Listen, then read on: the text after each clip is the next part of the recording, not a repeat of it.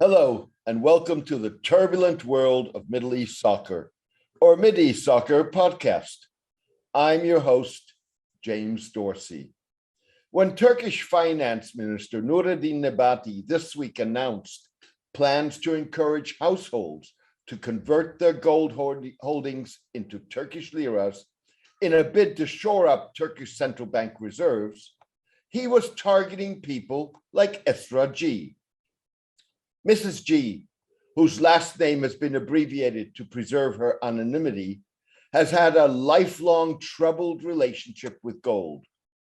When she was barely 3 years old, her distaste for it as an adornment was already so strong that she dumped all her gold rings, bracelets, necklaces, and earrings into the Bosphorus.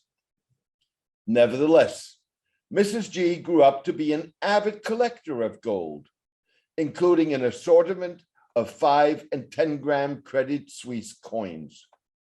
As a young woman, Mrs. G preferred antique silver jewelry and wouldn't wear gold, but kept her gold collection under her pillow. Gold is a tradition. It grows out of a deep-seated distrust of governments and currency, and has been handed down from generation to generation. They didn't take money, they took gold, she said. I'm a child of that system. I want the gold where I can touch it and feel it. It is the many people like Mrs. G that Mr. Nebati is targeting. The minister told investors in London this week that he hoped his scheme would convert 10% of the estimated 250 to $300 billion worth of gold squirreled away in the homes and backyards of Turkey, much of it by women. Ayşe Essen, head of a leading Turkish gold refinery, shared Mr. Nebati's estimate. We are aware of the fact that there is around 3,000 to 5,000 tons of gold saved under mattresses, which amounts to an informal economy with a size of $200 to $300 billion. Mrs. Essen, Chief Executive Officer of Istanbul Gold Refinery, or IAR, said. According to the World Gold Council, official gold reserves in Turkey dropped from a high of 583 tons in July 2020 to 392 tons a year later. Speaking to Sabah, a pro-government daily, Mrs. Essen probably unwittingly suggested that convincing Turks to convert their gold could prove to be an uphill battle. She noted that a program launched 10 years ago by the refinery and commercial banks had so far netted a mere 100 tons of hidden gold. Lack of confidence in the government is only part of the problem. As important is the fact that much of Turkey's gold hoard is non-negotiable because it is held in the form of jewelry. Turkey's 40,000 jewelers turn approximately 150 tons of gold into jewelry every year. Mr. Nebati reportedly told investors that some 30,000 gold shops would purchase privately held jewelry as part of his scheme and sell it to one of 5 government contracted refineries that are believed to include IAR. The refineries would convert the jewelry into bullion that could be added to the central bank's reserves. It's not clear why Mr. Nebati believes his scheme would work this time around when attempts failed. One such effort involves creating a facility that allowed holders of gold to deposit it with banks in exchange for gold certificates that would have been negotiable on a gold exchange. Mrs. G, the woman who doesn't like gold jewelry, vowed already decades ago that she would never trust a bank with her gold, even though she doesn't hesitate to deposit money in a bank. She, like many Turks, is historically suspicious of authority, and many of them see hoarding gold not only as a safe investment, but also as a reserve that can't be taken away from them. It also doesn't violate the Islamic ban on interest.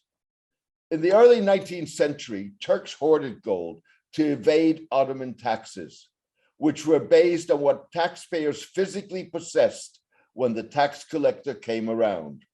As a result, Ottoman subjects bought gold and buried it, not to be counted and taxed.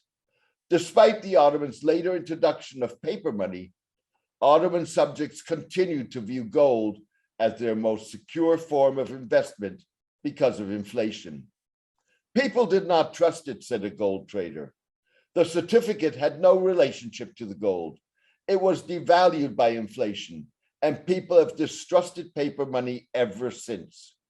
Gold has become a symbol of distrust of the state. I've been in this business for decades and have seen a lot of change. One thing never changes, and that is gold. Our money is worthless. Gold is much better. Besides that, gold is part of our history, added a jewelry repair shop owner. Trust, as much as tradition, may prove to be Mr. Nebati's Achilles heel.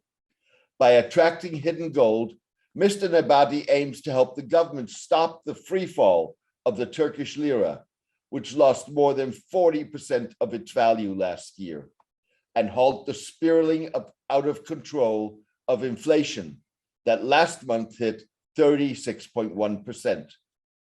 Many blame the crisis on President Recep Tayyip Erdogan's idiosyncratic push to cut interest rates based on his unorthodox belief that this would lower consumer prices. As a result, a whopping 75% of respondents in a survey in December by Metropol, a Turkish polling company, said that their trust in the government's economic policies had decreased.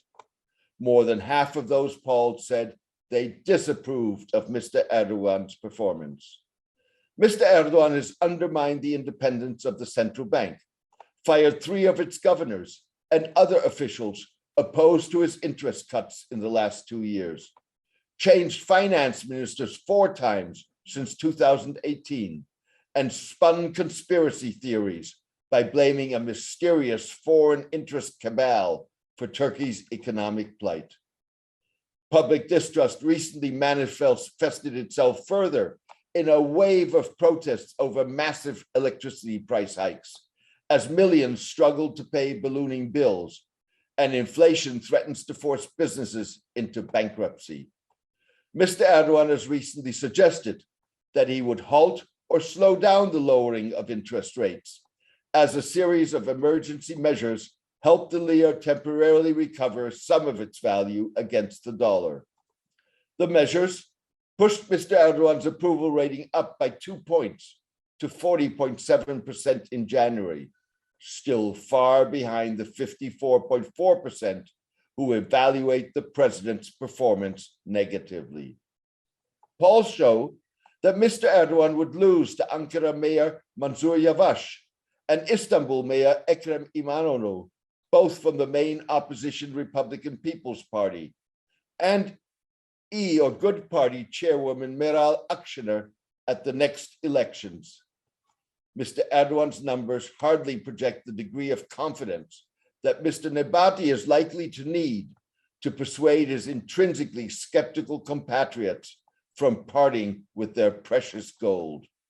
Said a former Istanbul banker, people are unlikely to put their holdings at risk for a scheme that does not guarantee their ability to preserve whatever wealth they have.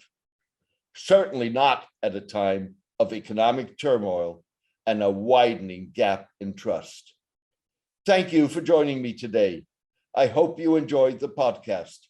A written version of this podcast is on my blog, The Turbulent World of Middle East Soccer, at www.jamesmdorsey.net. Please join me for my next podcast in the coming days. All the best and take care.